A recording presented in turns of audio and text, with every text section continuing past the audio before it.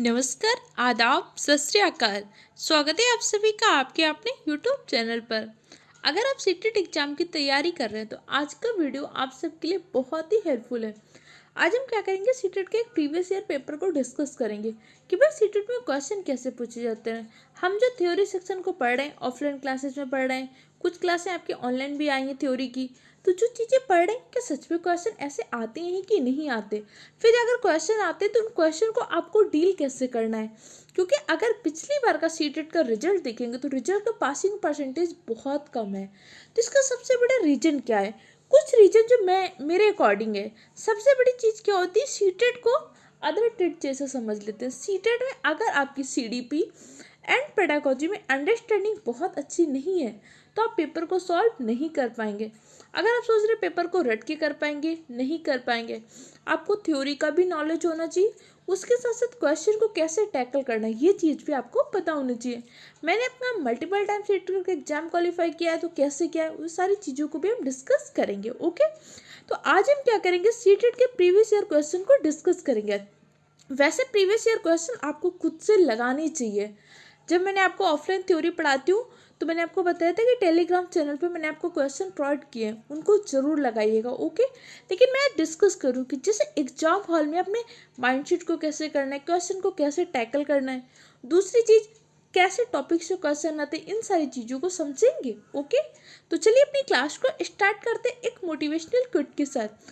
आंखों में अरमान लिया, मंजिल को अपना मान लिया, मुश्किल क्या आसान क्या, जब ठान लिया तो ठान लिया। आपने अगर संकल्प लिया है कि आपको सीटेट का एग्जाम निकालना है तो बस हर हाल में निकालना है सीटेट का एग्जाम। एग्जाम कोई छोटा या बड़ा नहीं होता, एग्जाम कोई बहुत टफ नहीं होता। बस थोड़ी सी मेहनत और थोड़ा सा स्मार्ट वर्क करिए। चलिए स्टार्ट करते हैं। फर्स्ट क्वेश्चन कह रहा है, अनेक स्थितियों में विकास के विभिन्न क्षेत्र मानवीय क्षमताओं की व्याख्या करने में परस्पर प्रच्छेद करते हैं तथा विकास का कौन क्षेत्र प्रत्यक्ष रूप से बौद्धिक योग्यता, समस्या समाधान, समालोचनात्मक चिंतन और तार्किकता की स्पष्ट बात करता है। तो यहाँ पे हम क्या कर रहे हैं, विकास के क्षेत्र के बारे में बात कर रहे हैं। कह रहे किसी व्यक्ति का क्या हो रहा है, समस्या समाधान क्षमता का विकास हो रहा है, समालोचन क्षमता, बौद्धिक योग्यता, तो किस क्षेत्र की बात कर रहा है? अगर बात कर रहा है समालोचन चिंतन की, बात कर रहा है अमूर्त योग्यता की, बात कर रहा है आपके समस्या समाधान क्षमता की, बात कर रहे हैं तार्किकता की, तो ये आपका विकास का संज्ञानात्मक विकास का क्षेत्र है। यहाँ पे मैं क्या करूँगी, आपके चारों ऑप्शन को भी डिस्कस करूँगी। संज्ञानात्मक विकास, जहाँ पे भी आपकी बुद्धि लब्धि से, आपकी तार्किक क्षमता से, आपके अमूर्त चिंतन की योग्यता से, आपकी आईक्यू से बात होगी तो क्या होगा, संज्ञानात्मक विकास की बात होगी। संज्ञान के तात्पर्य क्या होता है? संज्ञान का तात्पर्य सरल शब्दों में होते हैं जानना। कई बार न्यूज़पेपर में पढ़ते हैं ना, इस मामले को इस अधिकारी के संज्ञान में लाया गया, अर्थात कोई भी चीज हमारे दिमाग में, हमारे संज्ञान में, तो क्या होता है, संज्ञानात्मक विकास। तो इस क्वेश्चन का राइट आंसर क्या है? राइट आंसर है ऑप्शन डी, कॉग्निटिव डेवलपमेंट। अब हम नेक्स्ट ऑप्शन पे डिस्कस करते हैं, शारीरिक विकास। विकास, शारीरिक विकास के अंदर किसी भी व्यक्ति की शारीरिक लंबाई में वृद्धि हो रही, उसकी ऊंचाई में वृद्धि हो रही, उसके वजन में वृद्धि हो रही, वो आपका क्या होता है, शारीरिक विकास होता है। विकास की प्रक्रिया जन्म से लेकर मृत्यु तक चलती है। विकास कैसा होता है? विकास सतत रूप से निरंतर चलता रहता है। विकास गर्भ से लेकर कब्र तक चलने वाली एक प्रक्रिया है। सामाजिक विकास, सामाजिक विकास के अंतर्गत व्यक्ति क्या करता है, समाज के नियमों को, मान्यताओं को, रूढ़ियों को, समाज के जो नियम कानून है उन सबको सीखता है।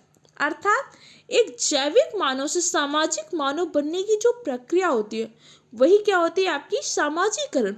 अब जैविक मानव क्या होते हैं भाई, जैसे एक छोटा बच्चा जन्म लेता है ना, उसे नहीं पता होता कि हमें कपड़े पहनने हैं कि नहीं पहनने, खाना खाना है कि नहीं खाना है, कैसे हमें खाना मांगना है नहीं मांगना है, नहीं पता होता है, नहीं होता। लेकिन धीरे धीरे हम चीज़ें सीखते हैं कि भाई हमें ऑफिस जाना है तो किस तरीके से कपड़े पहनने हैं, ऑफिस में हमारा ड्रेसअप करने का तरीका अलग होता है। अगर हम पार्टी करने जा रहे हैं तो हमारा ड्रेसअप का तरीका अलग होता है। भाई हम किसी के यहाँ फॉर्मली मिल रहे हैं तो अलग तरीके से मिलते हैं, किसी से इनफॉर्मली मिल रहे हैं तो अलग तरीके से मिलते हैं। तो ये क्या होता है, आपका सामाजिक विकास होता है। अगला क्या होता है, गत्यात्मक विकास। दो आपके मोटर स्किल होते हैं, कौन कौन से? एक होता है आपका स्थूल गतिक कौशल, एक होता है सूक्ष्म गतिक कौशल। स्थूल गतिक कौशल को हम ग्रॉस मोटर स्किल कहते हैं। स्थूल गतिक कौशल, सबसे पहले बात समझिए गतिक कौशल, जिसमें आपको आपके शरीर की मांसपेशियों का प्रयोग करना पड़ता है गति करने के लिए। अगर आपको अपने शरीर की बड़ी मांसपेशी का प्रयोग करना पड़ रहा है तो क्या? स्थूल गतिक कौशल। भाई आपको दौड़ना है, आपको बॉल पकड़ना है, आपको कैच करना है, आपको मैच खेलना है, तो कैसी मांसपेशियों का प्रयोग करेंगे? बड़ी मांसपेशियों का। तो कैसा कौशल होता है? स्थूल गतिक कौशल। नेक्स्ट होता है आपका सूक्ष्म गतिक कौशल, जिसे हम क्या बोलते हैं? Fine motor skill. इसके अंतर्गत क्या करते हैं? छोटी मांसपेशियों का प्रयोग करते हैं। जैसे कि भाई आपको आईलाइनर लगाना है, छोटी मांसपेशियों का प्रयोग करोगे। जरा मेकअप करना है, छोटी मांसपेशियों का प्रयोग करोगे। भाई आप पेंटिंग करने जा रहे हैं, छोटी मांसपेशियों का प्रयोग करोगे। आप ड्राइंग करने जा रहे हैं, छोटी मांसपेशियों का प्रयोग करोगे। राइटिंग की कैलीग्राफी करने जा रहे हैं, छोटी मांसपेशियों का प्रयोग करेंगे। देखिए एक क्वेश्चन हमने कितनी सारी चीज़ें डिस्कस की। अभी मैं छोटे छोटे जो पॉइंट बता रही हूँ, इन सारे पॉइंटों को आपको नोट करते जाना है। देखिए एक क्वेश्चन लिया, उसका आंसर बता दिया, सब कर लेंगे।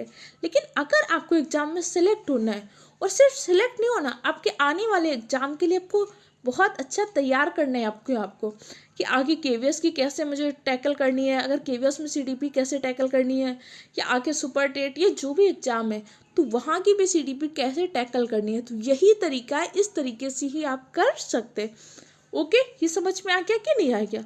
अब हम नेक्स्ट क्वेश्चन की ओर मूव करते हैं। नेक्स्ट क्वेश्चन कह रहा है विकास। विकास कैसा होता है? ऑप्शन फिल करना है। अगर आपको इन क्वेश्चन के आंसर आ रहे तो आंसर कमेंट सेक्शन में जरूर दीजिएगा। विकास, विकास और वृद्धि दोनों क्या होते हैं? दोनों एक ही प्रकार के होते हैं, लेकिन एक विकास क्या होता है? बड़ा डोमेन होता है, जबकि वृद्धि आपका छोटा। जैसे आप मान लीजिए विकास अगर आपका एक बड़ा गोला है तो इसी के अंतर्गत एक छोटा गोला होता है वृद्धि। विकास व्यापक होता है, वृद्धि क्या होती है? आपके छोटे स्तर पर संकीर्ण होती है। विकास क्या होता है? जीवन पर्यंत चलता रहता है। वृद्धि आपकी एक निश्चित समय तक होती है। विकास कैसा होता है? विकास आपका मात्रात्मक के साथ साथ गुणात्मक होता है, जबकि वृद्धि कैसी होती है? वृद्धि आपकी सिर्फ मात्रात्मक होती है। विकास और वृद्धि का टॉपिक हम पहले डिस्कस कर चुके हैं, चैनल की प्लेलिस्ट बनी हुई, वहाँ से जाकर देख लीजिएगा। तो किसी भी बच्चे का विकास कैसे होता है? देखिए आपने देखा होगा एक छोटा बच्चा होता है, सबसे पहले क्या करता है? अपने सर पे नियंत्रण करना सीखता है कि भाई सबसे पहले उसको सर बहुत हिलता है, बैठ नहीं पा रहा होता है। धीरे धीरे सर पर नियंत्रण करना सीखता है कि उसके सर को कैसे नियंत्रण करना है। फिर धीरे हाथ पैरों को चलाता है। तो किसी भी बच्चे का विकास कैसे होता है? पहले उसके सिर का होता है, धीरे धीरे उसके बाकी अंगों को होता है। इसे विकास का एक सिद्धांत बोलते हैं, मस्तोधुमुखी विकास का सिद्धांत। मस्तकोधुमुखी विकास के सिद्धांत के अंतर्गत क्या होता है कि बच्चा पहले क्या करता है? अपने सर का विकास करता है, धीरे धीरे बाकी अंगों का, हाथ पैर का, उन पर नियंत्रण करना प्रारंभ करता है। तो इसलिए सबसे पहले बच्चा क्या करता है? बैठना प्रारंभ करता है। उसके बाद बच्चा धीरे धीरे चलना प्रारंभ करता है। तो इस क्वेश्चन का राइट आंसर क्या हो जाएगा? इस क्वेश्चन का राइट आंसर है आपका ऑप्शन ए। समझ में आ गया? नेक्स्ट क्वेश्चन देखते हैं। प्रारंभिक बाल्यावस्था के दौरान सामाजिकरण का प्राथमिक कारण और सामाजिकरण का द्वितीय कारण क्या है? देखिए सामाजिकरण क्या होता है? जैविक मानव से सामाजिक मानव बनने की जो प्रक्रिया होती है वही आपका सामाजिकरण होता है। सामाजिकरण के दो मुख्य कारण होते हैं, एक होता है प्राथमिक कारक, एक होता है द्वितीय कारण। सबसे पहला सामाजिकरण क्या होता है? भाई सबसे पहले हमें कौन सिखाता है कि भाई अच्छे से खाओ, खाना खाते हुए कुछ फैलाना नहीं है, पानी सही से पीना है, सिप सिप करके नहीं पीना। छोटी छोटी चीज कौन सिखाता है? भाई परिवार। तो प्राथमिक कारक हमेशा परिवार होगा, इस पॉइंट को समझ लीजिएगा। किसी भी विकास में सामाजिकरण का पहला कारक क्या होता है? परिवार। और द्वितीय कारक क्या होता है? द्वितीय कारक आपका स्कूल होता है। इस क्वेश्चन को अच्छे से समझिएगा, एग्जाम में बहुत बार क्वेश्चन आएगा। परिवार हमेशा आपका प्राथमिक कारक होगा, स्कूल हमेशा द्वितीय कारक होगा। ऑप्शन में कई बार क्या होता है? परिवार के साथ पास पड़ोस को जोड़ देते हैं प्राथमिक कारक में, कई बार स्कूल के साथ पास पड़ोस को जोड़ देते हैं द्वितीय कारक में। लेकिन परिवार हमेशा आपका प्राथमिक कारक होगा, स्कूल हमेशा कैसा होगा? आपको द्वितीयक कारक होगा। और परिवार में हमारा कैसा सामाजिकरण होता है? तो परिवार में हमारा अनौपचारिक सामाजिकरण होता है, औपचारिक सामाजिकरण कहाँ होता है? औपचारिक सामाजिकरण हमारा स्कूल में जाकर होता है। जनसंचार के माध्यम जो मास मीडिया होती है, ये सारी चीजें हमारे सामाजिकरण के द्वितीयक कारक होते हैं। स्कूल द्वितीयक कारण होता है, फैमिली कौन सा होता है? प्राथमिक कारक होता है। मुद्रित माध्यम, जनसंचार, प्रिंट मीडिया, मास मीडिया, ये सब भी हमारे सामाजिकरण के द्वितीयक कारक होते हैं। अच्छा, आप बताइएगा, आपको इस तरीके से सारे क्वेश्चन को डिस्कस करना है या फिर जिस तरीके से आप चाहें तो बता सकते हैं कि मैं सिर्फ क्वेश्चन और आंसर भी डिस्कस कर लूँगी। चारों चीज़ें अच्छे से डिस्कस करें कि सिर्फ क्वेश्चन आंसर? जैसा आप चाहेंगे कमेंट सेक्शन में आंसर दीजिएगा, ओके। और नोट्स आपको टेलीग्राम चैनल पे मिल जाएंगे, जिसकी लिंक मैंने डिस्क्रिप्शन बॉक्स में डाल दी है, ओके। इसी तरीके से अगर आप चाहेंगे और भी सब्जेक्ट की स्टार्ट की जाए, जैसे आपकी सीटेट के लिए साइंस की, सीडीपी के लिए और अलग अलग सब्जेक्ट के लिए, ईवीएस के लिए, हिंदी पेडागोजी की, मैथ पेडागोजी की, तो सारी क्लासेस भी स्टार्ट हो जाएंगे। कमेंट सेक्शन में आप बताइएगा जरूर और अपना फीडबैक जरूर दीजिएगा, ओके।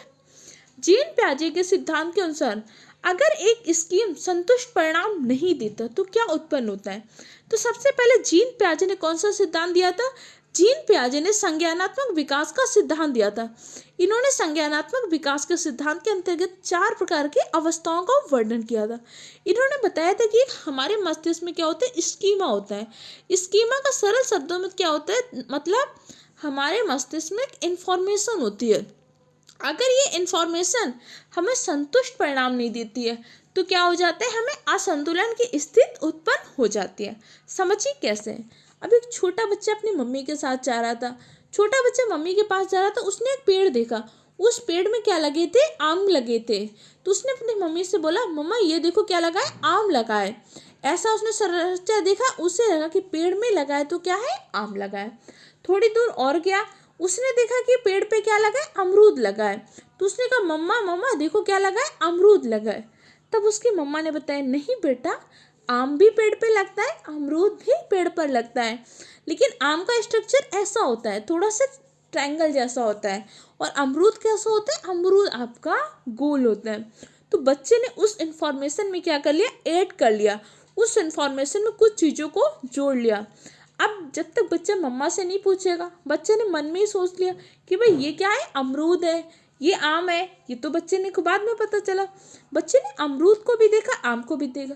बच्चे को लग रहा है तो ये आम, क्योंकि बच्चे को तो अमरूद पता ही नहीं है, लेकिन अलग जैसा नहीं लग रहा है। तो इससे क्या होता है? उसके स्कीमा में असंतुलन उत्पन्न होता है। अगर चीज़ नहीं समझ में आए तो कमेंट सेक्शन द्वारा पूछ सकते हैं। एक और एग्जाम्पल से समझते हैं। भाई एक क्या हो रहा था? चिड़िया उड़ रही थी, एक कोयल उड़ रही थी। बच्चे ने अपनी मम्मा से बोला, मम्मा ये देखो क्या है? क्या उड़ रही? माँ ने कहा, देखो बेटा ये क्या है? काली काली है, ऊपर उड़ रही है, ये क्या है? कोयल है। तभी बच्चे ने क्या देखा? एक क्रो देखा। थोड़ी देर बाद उसने मम्मा से बोला, मम्मा ये देखो क्या है? कोयल उड़ रही है। लेकिन तभी उसने क्या किया? काव काव किया। तो मम्मा ने कहा, नहीं बेटा, ये क्या है? कौवा है। कोयल कैसे बोलती है? कुहू कुहू बोलती है, जबकि कौवा क्या करता है? काव काव। दिखने में तो दोनों काले हैं और दोनों ही उड़ रहे हैं। तो उसमें क्या हुआ? नई स्कीमा को जोड़ा। जब तक वो स्कीमा जुड़ के संतुष्ट परिणाम नहीं देता, उस टाइम पे क्या होता है? असंतुलन की स्थिति उत्पन्न हो जाती है। समझ में आ गया कि नहीं आया? कोई दिक्कत, कंफ्यूजन कमेंट सेक्शन द्वारा पूछ सकते हैं। नेक्स्ट क्वेश्चन पे डिस्कस करते हैं। नेक्स्ट क्वेश्चन कह रहा है, जीन पियाजे के संज्ञानात्मक विकास के सिद्धांत के अनुसार बच्चे किस अवस्था में वस्तु स्थायित्व को समझना प्रारंभ कर देते हैं? जीन पियाजे ने क्या किया था? संज्ञानात्मक विकास का सिद्धांत दिया था, जिसमें इन्होंने क्या किया था? 4 प्रकार की अवस्थाएं बताई थी। एक अवस्था आपकी बताई थी संवेदी गामक अवस्था, पूर्व संक्रियात्मक अवस्था, मूर्त संक्रियात्मक अवस्था, औपचारिक संक्रियात्मक अवस्था, जो 0 से लेकर 2 वर्ष की अवस्था होती है। इसे हम क्या बोलते हैं? इसे हम संवेदी गामक अवस्था बोलते हैं। इस अवस्था में बच्चे क्या करते हैं? अपनी इंद्रियों के माध्यम से सीखते हैं। तो वस्तु स्थायित्व बच्चे किस अवस्था में प्रारंभ कर देते हैं समझना?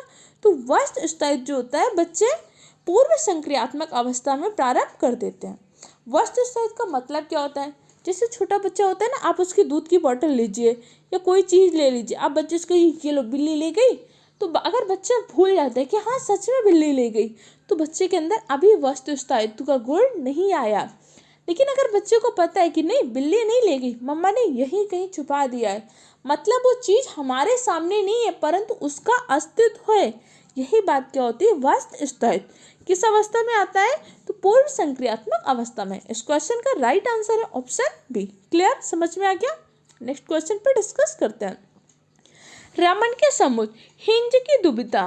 हिंज कौन है, जब कोहलबर्ग ने नैतिक विकास का सिद्धांत दिया था तो कोहलबर्ग ने क्या किया था, हिंज के बारे में वर्णन किया था कि हिंज की वाइफ को क्या हो जाता है, एक लाइलाइज बीमारी हो जाती है। उस बीमारी की दवा सिर्फ एक डॉक्टर के पास है, लेकिन उस डॉक्टर ने भी क्या कर दिया, उस दवा के पैसे बहुत ज़्यादा बढ़ा चढ़ा के महंगे कर दिया। अब हिंज उससे कहते हैं कि भाई हमें लोन में दे दो, आधे पैसे ले लो, उधार दे दो दवा, लेकिन वो कहता है नहीं, मैं तो 3 गुना ही लूँगा। उस टाइम पे क्या होता है, हिंज क्या करता है, चोरी करने के बारे में सोचता है। तो एक डिलेमा मतलब एक दुविधा होती है कि भाई अगर उस टाइम पे हिंज गलत कर रहा है तो कहीं ना कहीं वो दुकान वाला डॉक्टर भी गलत कर रहा है, तो उसको भी दवा को बहुत महंगे दामों पे नहीं बेचना चाहिए। तो उन्होंने कहा कि रमन के सम्मुख, एक बच्चे के सम्मुख हिंज की दुविधा को प्रस्तुत किया गया और उसने कहा कि हिंज को पैसा नहीं चुराना चाहिए क्योंकि चोरी करना अपराध है। ऐसा करने से समाज में अव्यवस्था उत्पन्न होगी। वर्तमान में रमन नैतिक विकास की किस अवस्था में है? नैतिक विकास की अलग अलग अवस्थाओं को वर्णन किया गया। 3 स्तर बताए गए, उन 3 स्तर से क्या होते हैं, अलग अलग स्तर में अलग अलग अवस्थाएं बताई गई। अगर हम देश के बारे में, समाज के बारे में सोच रहे तो हम एक लॉ ऑर्डर वाली अवस्था में है।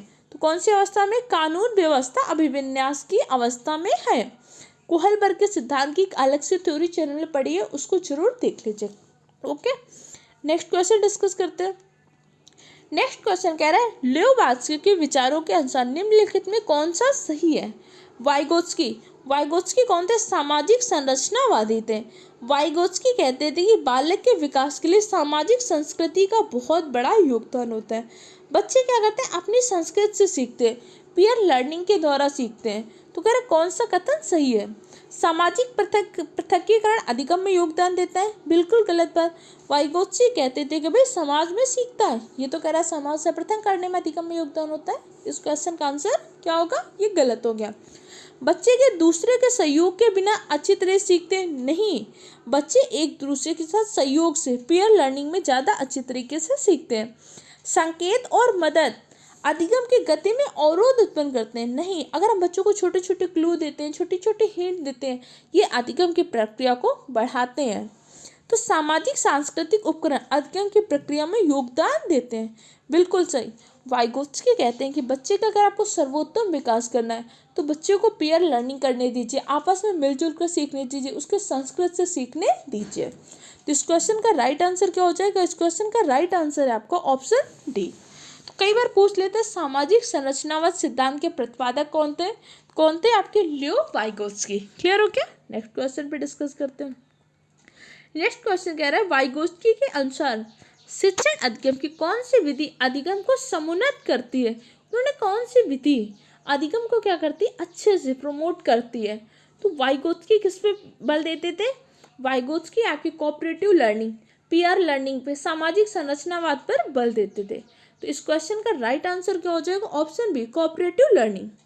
पजेसिव लर्निंग क्या होती है, निष्क्रिय अनुकरण क्या होता है। भाई जैसे छोटा बच्चा उसके क्लास में आके जैसे क्या होता था, पहले टीचर आया क्लास में बच्चों को टेबल रटाए चला जा रहा है, 2 1 जा 2 2 2 जा 4, बच्चों कोई लर्निंग नहीं हो रही, बच्चे क्या कर रहे हैं, पैसिव रूप से सिर्फ लर्न करते जा रहे हैं, निष्क्रिय रूप से। तो क्या होती है, पैसिव इंटीमेशन, सिर्फ अनुकरण करते जा रहे हैं। बच्चे नहीं समझ रहे 2 से 4 कैसे बनना, 2 से 6 कैसे बनना, बच्चे सिर्फ उस चीज़ का अनुकरण कर रहे हैं।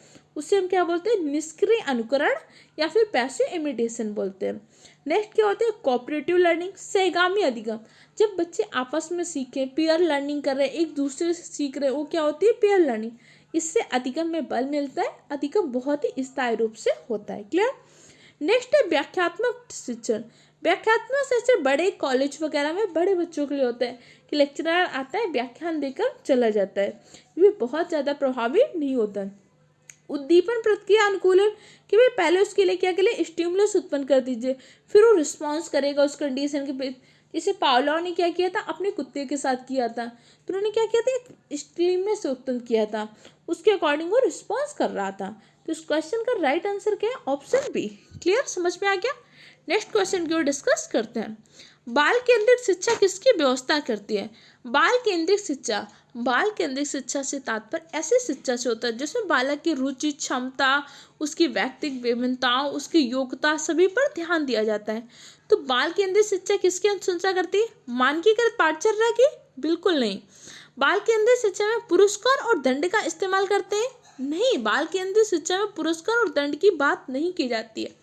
हाँ, अधिगम प्रक्रिया में हम पुरस्कार का प्रयोग करते हैं, लेकिन सकारात्मक रूप से करते हैं। व्यक्तिगत विभिन्नताओं पर ध्यान देना, क्योंकि बाल केंद्रित शिक्षा में जो केंद्र बिंदु में होता है, कौन होता है? बच्चा केंद्र बिंदु में होता है।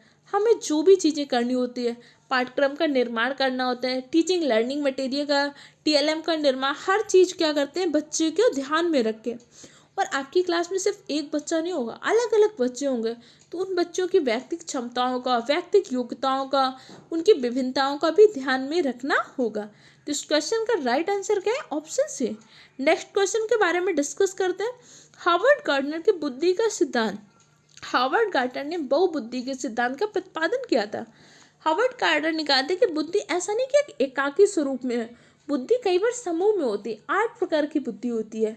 अब जैसे अगर मेरी टीचिंग स्किल अच्छी है तो ऐसा नहीं कि मेरी सिर्फ टीचिंग स्किल अच्छी है, हो सकता है मेरी कुकिंग भी अच्छी हो सकता है मेरी गार्डनिंग भी थोड़ी बहुत अच्छी हो, एक क्षेत्र में मैं हो सकता हूँ बहुत माहिर हूँ, लेकिन इसका मतलब ये नहीं कि बाकी क्षेत्रों के काम मुझे नहीं आते और सारी योग्यताएं भी होती हैं।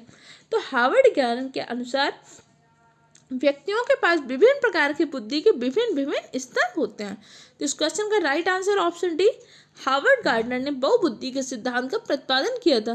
बुद्धि के सिद्धांत के अंतर्गत कितने प्रकार की बुद्धियों का वर्णन किया गया था? 8 प्रकार की बुद्धि का वर्णन किया गया था। वैसे इसमें अभी जुड़ गई हैं, लेकिन अभी आपके एनसीईआरटी की बुक में 8 प्रकार की बुद्धि का ही वर्णन किया गया, तो हम 8 ही मानेंगे। तो इस प्रकार से आज हमने सीडीपी के कुछ क्वेश्चन को डिस्कस किया, उससे जुड़े इंपॉर्टेंट पॉइंट को भी डिस्कस किया। ये वीडियो कैसा लगा इसका फीडबैक कमेंट सेक्शन द्वारा दीजिएगा। आप क्या चाहते हैं कि सिर्फ क्वेश्चन को डिस्कस करें या इस तरीके से पूरा डिटेल को डिस्कस करें? जैसा आप चाहते हैं कमेंट सेक्शन में बताइएगा, और इसका मोटिवेशन के लिए फीडबैक जरूर दीजिएगा। कैसा लगा अपने दूसरे फ्रेंड के साथ भी शेयर करिएगा। बहुत जल्द आप सबकी और क्लासेज आएंगी। इसके अलावा ऑफलाइन में जो आपको नोट्स दिया जा रहा है उन सारे नोट्स को जरूर पढ़िएगा। इसके साथ साथ कुछ पीडीएफ मैं आपको टेलीग्राम चैनल पर डालूंगी, जिसकी लिंक मैंने डिस्क्रिप्शन बॉक्स में डाल दी, उसको जरूर देख लीजिएगा। Okay, thank you.